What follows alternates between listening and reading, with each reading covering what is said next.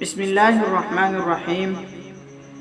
حضرت ابو قتادہ رضی اللہ عنہ کہتے ہیں کہ حضور اقدس صلی اللہ علیہ وسلم نے فرمایا کہ بیع و فروخت میں زیادہ قسم کھانے سے بچو، کیونکہ کثرت حلف اگرچہ فی الحال مال کو بڑھا دیتے ہیں مگر بعد میں برکت کو دیتے ہیں۔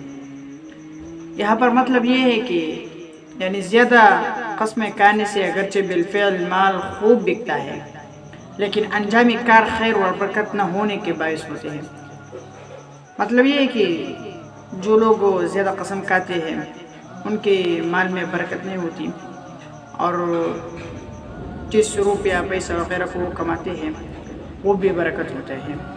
اس لیے کہ جس کو بہت قسم کھانے کی عادت ہوگی، جس کو بہت قسم کھانے کی عادت ہوگی اس سے جھوٹی قسم بھی صادر ہو جائے گی۔ ایک نہ ایک وقت ایسا آئے گا کہ وہ جھوٹی پر بھی قسم شروع کر دیا جائے گا۔